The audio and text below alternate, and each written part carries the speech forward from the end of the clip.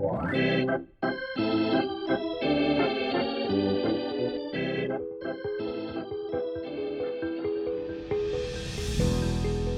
a pitch on the way. He swings and fouls it off, and the man from Walla Walla will take that one home. Swing, there's a drive to left. That one is long gone. Now, I might have been a small part of your life, but you've been a very large part of mine. And it's my privilege and honor to share with you the greatest game of all. What's going on, nation? A.J. Reilly here for the next edition of The Corner. And we've got a packed show today. We've got a recap of the disaster that occurred in Kansas City.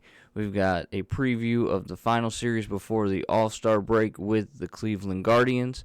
And we're going to talk a little bit about A.J. Hinch at the end. And then the leadoff today, we have a very special guest. But before we get to that, I do want to remind you to like and subscribe. Click that bell, hit that like button, and you can also follow The Corner on Twitter at DSN at The Corner for all Detroit Tigers news. So let's go ahead and let's get into the leadoff.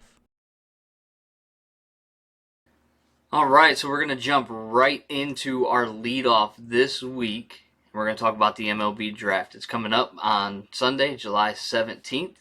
And I could break down prospects for you and all of that, but I figured why not dig into the brain of somebody who has seen these prospects, who literally does this every day. And that's my buddy Tyler Kotila from Perfect Game. He is their national scouting coordinator. He's also a colleague and an editorial writer here at Detroit Sports Nation. Tyler, welcome to The Corner. I thank you for joining me, man. Yeah, it's a pleasure. I'm happy to join in. And talking baseball prospects is always a fun thing to do, so can't complain at all. I was going to say, you should be able to talk about prospects, right? It's what you do every day. So let's not waste any time. Let's jump right in. Tigers are picking at 12. What are some names that fans should be familiar with that you maybe have on your big board of prospects that could be there at, and most likely odds on will be there at 12 for the Tigers to take? Definitely. So looking at what the team needs, the biggest thing that stands out is if we go get a college-level hitter with a proven track record that's going to be able to step into the lineup after about 2 years or so at the most, that's what we need. We need someone who's that impact bat. And all the names at the top of my list tend to come from the college level. I have one guy who was a prep guy that I was a little excited about. It's actually Carl Crawford's son. So there's some big league bloodlines there. Sure. It might take him a little longer to get there, but the risk versus reward there was a little exciting. But Gavin Cross from the Virginia Tech Hokies is the guy that I think everybody should have at the top of the board for the Tigers, like realistically at 12. With a good frame, 6'3", 210, and there's a lot of strength in the swing. If you go down or go and look at his mechanics, like he gets back into the load really well and accelerates through the ball very quickly, and the swing produces loud contact. And right now it may not be all home runs. He's not just simply a power hitter right now at the college level. But there's a lot of room for that to continue to grow as he gets into pro ball and continues to work through development. And I think he's somebody that might be that corner outfielder with power hitting upside. Nice. That the team really needs, especially with Reilly Green already, looking pretty much like a stud. Yeah, in center Pairing field. those two together, can't complain. Okay. And so he's an outfielder. Anybody else on that list? Yeah, another left-handed hitting outfielder, also a bigger guy.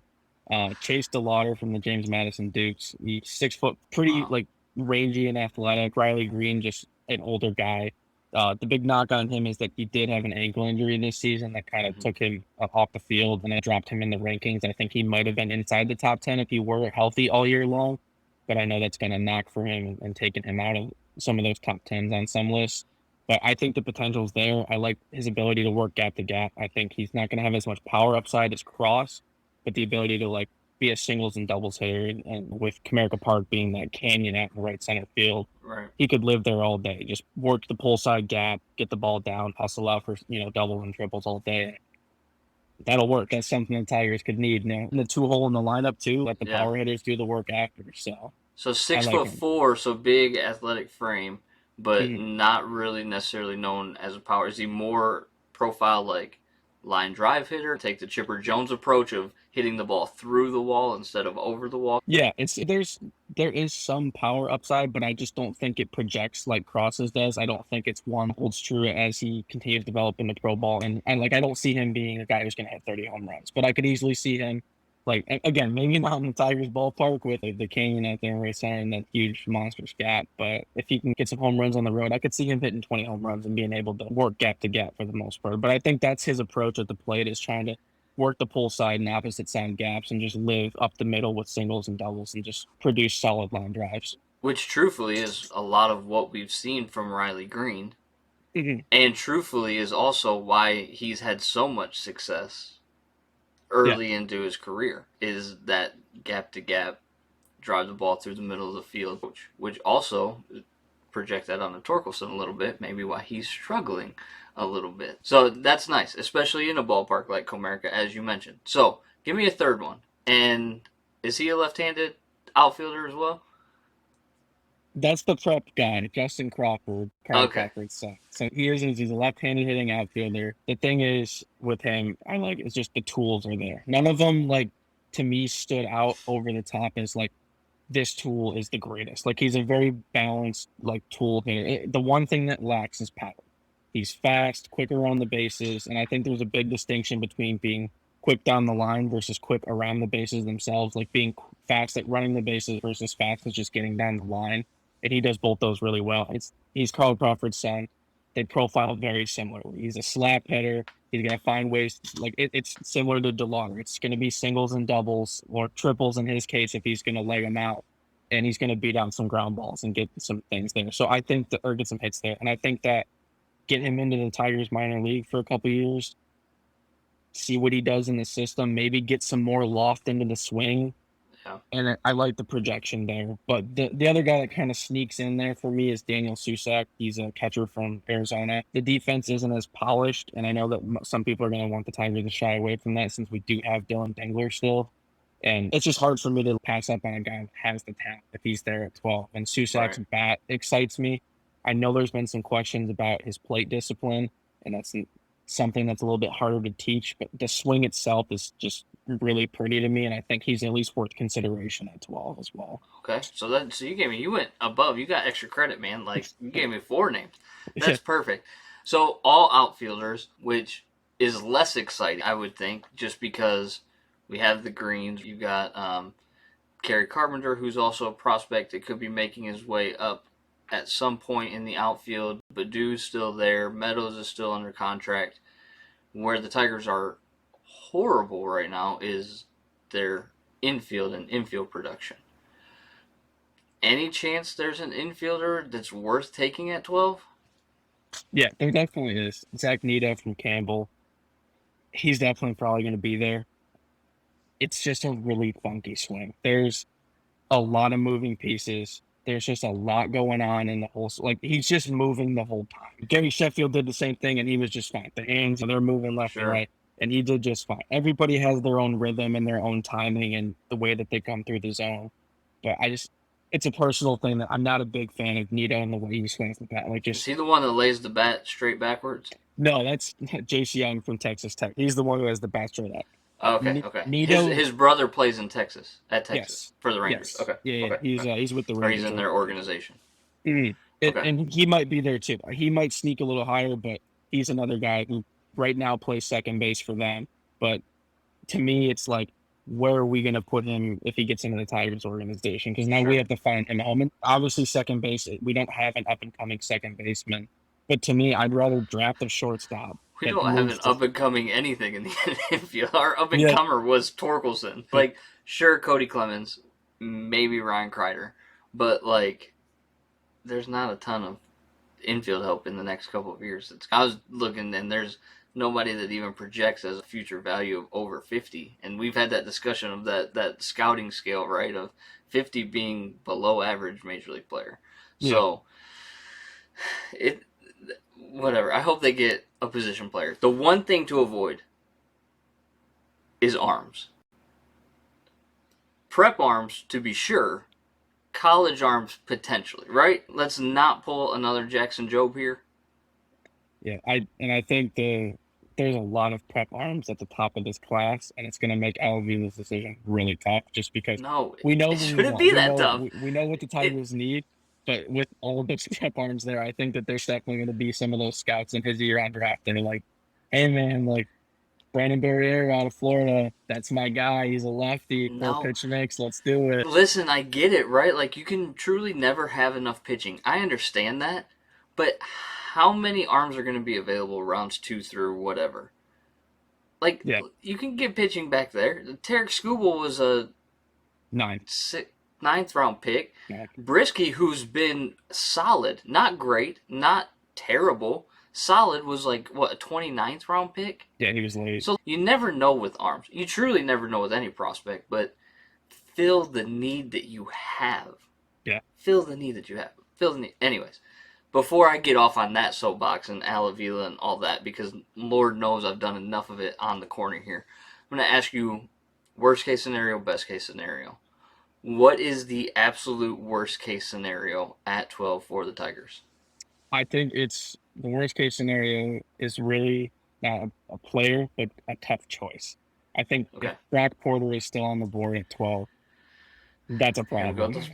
Here we go with those prep arms again, man. Yeah. God bless. It's so hard to pass up on him in the backyard. Orchard Lake St. Mary's prep, like he's been there for the last 4 years. The Tigers have been able to be on him every start as much as they've wanted. He's upper 80s with a disgusting changeup. One of our other PG scouts, Brian, he likes to call it an abusive changeup. If you see tweets that go out, it'll be like Brock Porter abusing hitters with changeups. It's true. It's a nasty pitch. The depth on it is disgusting, and it pairs really well. He tunnels it well. And when you're tunneling an upper 90s fastball with a changeup that I'm pretty sure is like mid to upper 70s, it's hard to just match that. And that big of a drop-off, huh? Yeah, it's a distinct difference between the two. And it tunnels. There's just so much to like there. You're not and giving me hope here. And he's the hometown I know. So, God bless. So, if you're going to take a prep kid or a kid that's young that's not going to break the roster in a couple of years, why would you not take a Crawford or the guy that we've discussed too of Collier, right? Cam Collier, who's a third baseman, most likely won't be there at 12. But if he is there and you want to go that young, oh, please, for the love of God, draft a bat. For the love of God, draft a bat. So worst case scenario is a tough choice, right? Brock Porter still being on the board, knowing that we have so many other needs to fill, and we just drafted a prep arm last year. That's worst case scenario. What is the best case scenario for the Tigers at 12? I think it's Gavin Cross.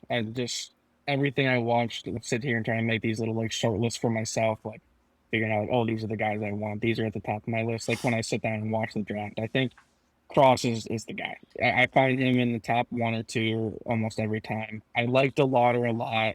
I've talked to people about him before, and some people are a little bit worrisome on the injury, but I just like the way he projects long term. But I think like the power with Cross and the power upside there is what excites me the most. And the swing is very smooth. Like it's a power producing swing. He's already producing barrels, and there's just a lot to like there. I find it easier to fall in love with Cross at 12 than I do with DeLauder or Susak or even Crawford. So I think he's the guy. But I think all the other names I just mentioned are also victors. I think there's a lot of good options there, like in terms of hitters that we could take there, and the Tigers fans should be like, yep, that's a win. That's a good pick. Like I know I mentioned Nito earlier, and I don't personally like Nito, but it's not to say he's not a first-round pick. I'm not saying he doesn't deserve to be in this conversation, and if the Tigers take him, that it's not going to work out. Like, it's certainly not meant to come off that way. It's just more of a personal thing. Like, on my list, those are the guys that I think I'm more invested in than Nito, because I know there's some people out there that think Nito might be one of the best bats in the draft class, and I'm sure he is. I'm sure he's up there, but like my personal opinion is I think Cross is the number one option. I think DeLauder and Susak are pretty close behind it, for at least for the Tigers at 12. Okay. All right, so I'm going to ask you a very elementary level question here, based on Gavin Cross, okay? College, we know they use the aluminum bats, and I know that they've deadened them. You're talking about producing barrels and the power hitting and stuff like that. Can it project to the adjustment that he's going to have to make swinging a wood bat? I think so. I think it will. I don't think there's any concern there for him. The swing itself is very smooth, and I don't really think that the bat in his hands is going to change a whole lot. Like, just the Okay. way he swings the bat itself, I think is going to be just fine. I'm sure he's going to go through a rough patch. I'm pretty sure almost all pro guys, when they get in that stride, it takes them a second to adjust. But I think For he's sure. going to be just fine. And even then, if he ends up not being able to barrel the ball up and be the power hitter that he projects to be, he's still just as good as the Lauder is as a gap-to-gap guy. He may not be as quick, Yeah. he may not be as fast, but Is he good defensively? yeah, and like for his position, yeah. I don't think he's a center fielder. I think he's more of a corner Sure. outfielder build, but he's athletic enough and runs down balls. Like, good first step, nothing crazy. He's not gonna like chase down a ball like crazy. He's not gonna be Austin Jackson covering everything there, but he'll do the job. Very few are Austin Jackson. It's been, we might have it with Reilly Green. Verdict is still very much out, but there has not been somebody to play center field like Austin Jackson played center field. That catch that he made to save Armando Galarraga's perfect game was like incredible. Yeah. But that's beside the point. That was so many years ago when the Tigers were actually good. We're hoping that this pick on Sunday is another step in the right direction of actually making this team compete and play good baseball with a good roster built. Tyler, thank you so much for coming in and just dropping nuggets of wisdom for us and for our fans, man. I really appreciate it. That's going to do it for the leadoff. And let's head in and let's talk about the recap of the series with the Kansas City Royals. All right, so let's talk about what happened in Kansas City and the disaster that took place in Kansas City, where the Tigers lost 3 of 4 games to a team that has been struggling. Again, we said going into the series, if they did not at least split, it would be an utter failure. And guess what? They utterly failed. They were swept in a doubleheader. They lost the finale. They were 4 for 28 in the series, in the losses. In the 3 games that they lost, 4 for 28 with runners in scoring position. And this offense, for as good as they were during that 6-game win streak, they were terrible, terrible. In Kansas City, the lone bright spot really being Javi Baez, who's been hitting for power and extra base hits and really has been doing a great job. But the rest of the offense just brutal. I don't think it's a coincidence that the one game that they ended up winning in this series was when Jeimer Candelario was not in the lineup.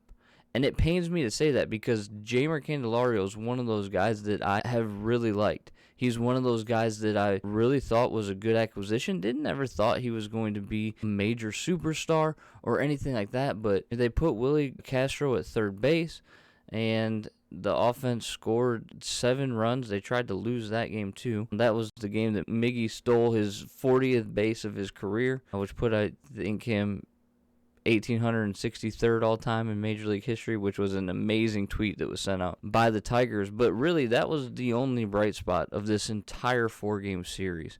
Just disastrous. It was just completely disastrous. You load the bases in the finale in the first inning with nobody out, and you only get 1 run out of that.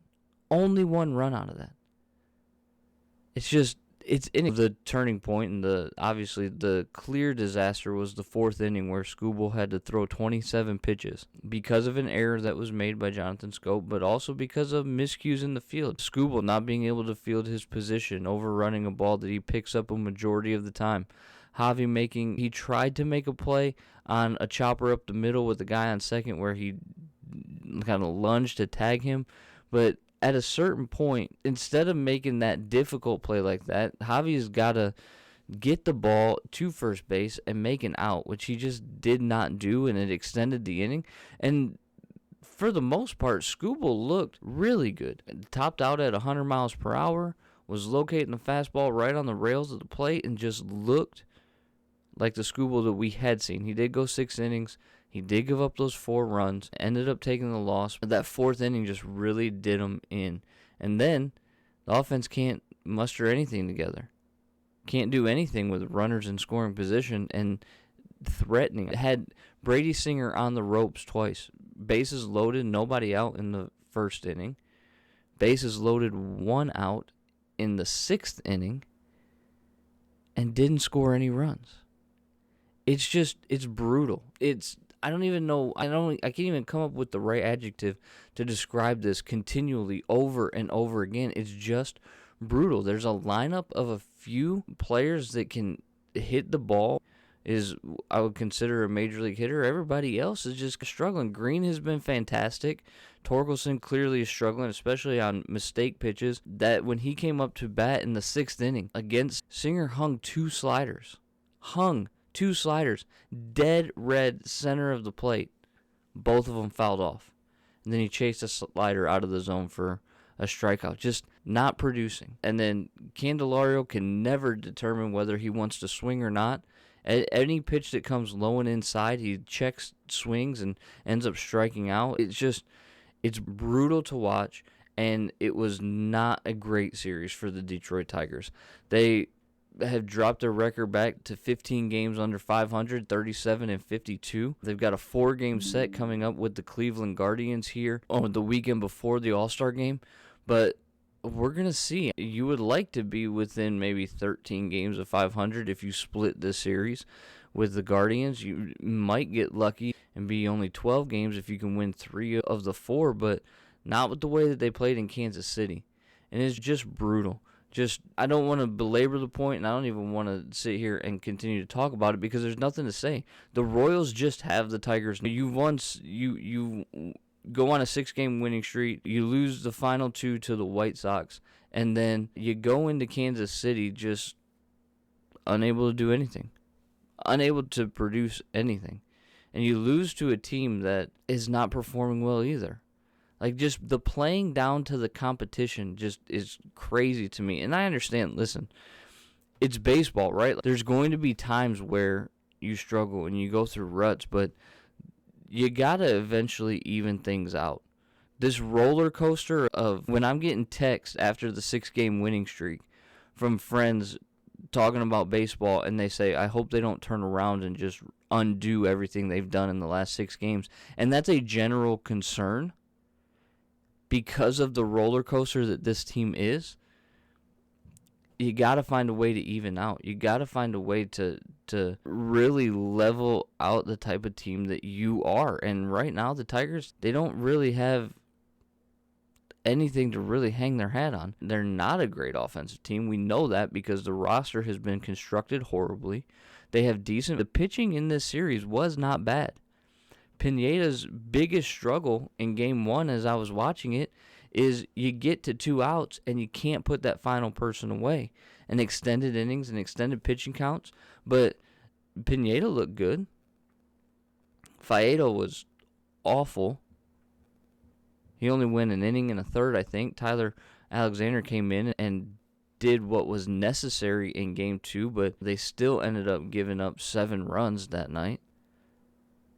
It's frustrating. I don't know how to put it other than the fact that watching this team is just incredibly frustrating. And you'd like to think that they would turn the corner. You'd like to think that at a certain point they would turn a corner, but I just don't know how that happens this season. They're going to have one opportunity to change the mindset, and that's going to be when they head into Cleveland to play the Guardians in a 4-game set. So let's talk about that preview. Okay, so we're going to Cleveland. We've had a lot of games in a lot of days over the last 3 weeks. There's no doubt that these guys are tired. There's no doubt that they are ready for the All-Star break, and it is a shortened All-Star break as well. So I want to also remind us of the fact that these guys are human.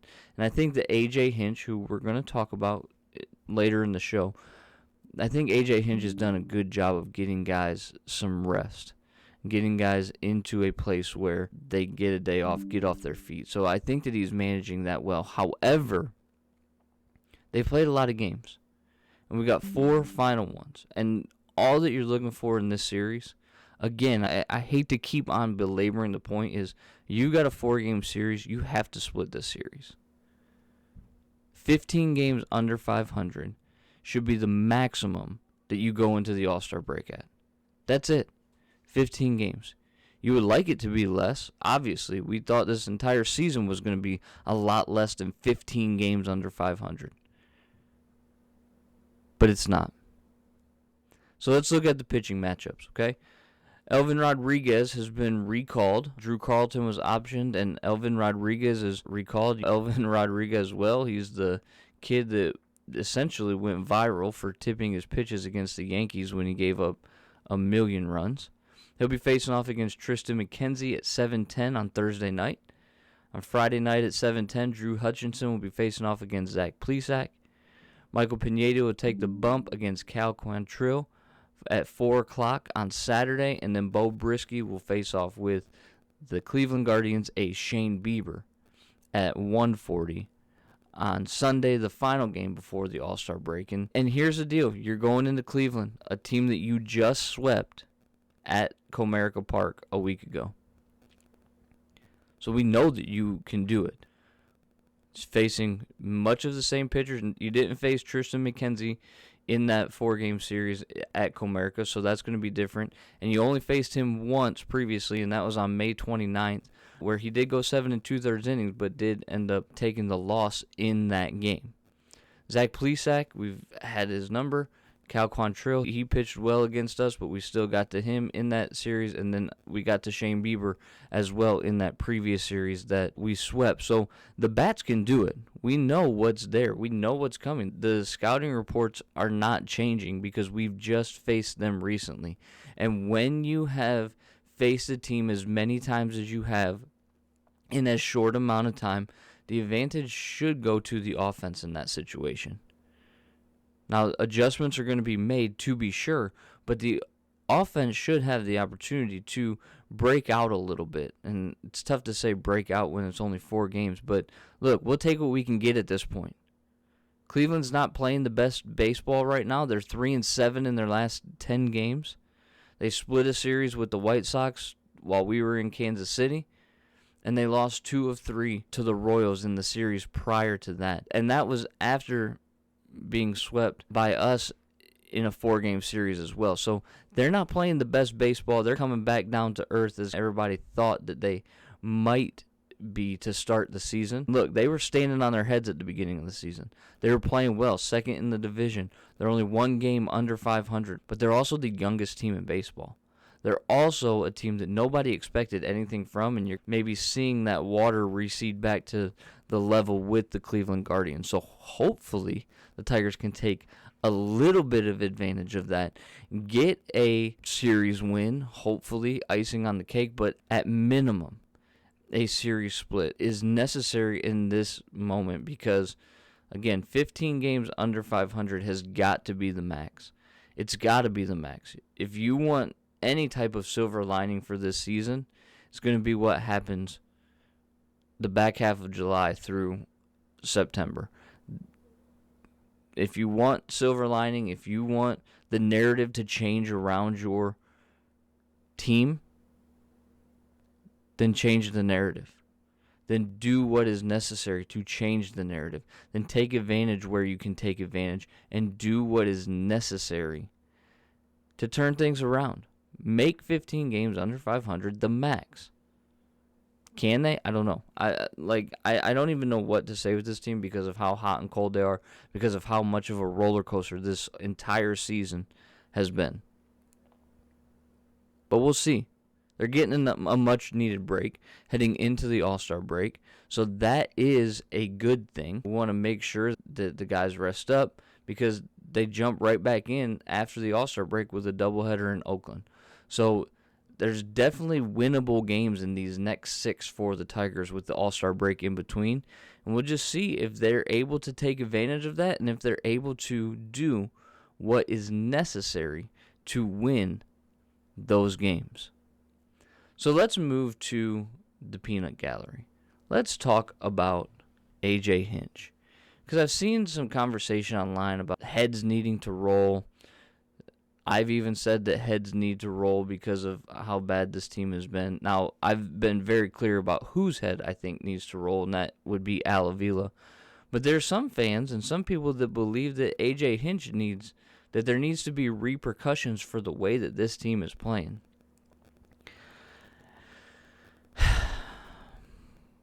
I have to take a deep breath because I don't want to react too much. But if you think that A.J. Hinch is the problem, You are the problem. Because A.J. Hinch is not the problem. Is A.J. Hinch perfect? No, absolutely not. A.J. Hinch is not perfect. He makes mistakes because guess what? He's human and everybody makes mistakes. But this is the right guy to lead this team. You hope that A.J. Hinch wants to be here. You hope that A.J. Hinch wants to build a winner here in Detroit because he can do it. He's done it previously. Houston was in a very similar situation when A.J. Hinch came. Sure, their prospects were better because they actually built a roster. But he's taken young teams and has had success with them. He is a guy that wants to win and wants to win desperately. You heard it in his post-game interview after the finale of the Royals series. He goes, we didn't win. I don't really want to talk about anything else. We didn't win, and I like to win, and I hate to lose. But A.J. Hinch is not the problem here. And the Tigers should be doing everything they can to be making A.J. Hinch as happy as possible here in the Old English D. And I'll tell you why. Because had the Chicago White Sox not screwed the pooch and hired Tony La Russa, who intentionally walks guys with 2 strikes, intentionally walks guys when they have a strike on them, it's a whole nother discussion. Had the White Sox not hired him, there's a very good chance that A.J. Hinch is managing against the Detroit Tigers with the Chicago White Sox and not for us. A.J. Hinch fell into your lap. You had the opportunity with a team that really did not deserve the type of manager that he is. You had the opportunity to get one of the best managers in the game. I understand there's controversy, but truthfully, I think there's a lot more scapegoating down in Houston around A.J. Hinch's role than anything else. A.J.'s a good baseball guy. A.J.'s a good manager, and he's the right manager for this team. And if you think otherwise, you're wrong. So let's stop with the repercussions for A.J. Hinch by how, somebody's got to pay for the way that this team has been performing. You're right. Somebody does. But that responsibility rests higher than A.J. Hinch. That responsibility rests on the person who put this team together for A.J. Hinch to manage. That's who the responsibility lies on. That's whose head should roll. That is who needs to take accountability for this team. And that person is the one that's going to be in charge of the draft that Tyler and I talked about, and is also going to be in charge of the trade deadline that's coming up on August 2nd, which, to be honest with you, scares the ever-living crap out of me. Because the decisions that he makes in the next couple of weeks are going to determine whether this rebuild truly is trending upward or is just spinning its wheels. And I don't trust him as far as I can throw him. So let's stop on the A.J. Hinch thing. Be grateful that a guy like him, of his caliber, wanted to wear our uniform and manage our team. I hope he's here for a long time. And I hope that he builds a winner here like he did in Houston. Because he's got the credibility and the pedigree to do it. And let's just be thankful. That is going to do it for us here on The Corner. I am A.J. Reilly. We're hoping for some wins here in Cleveland this weekend. And then I'll be back with you to recap this series and talk a little bit about the All-Star game next week. So I'll see you next week. And as always, go Tigers.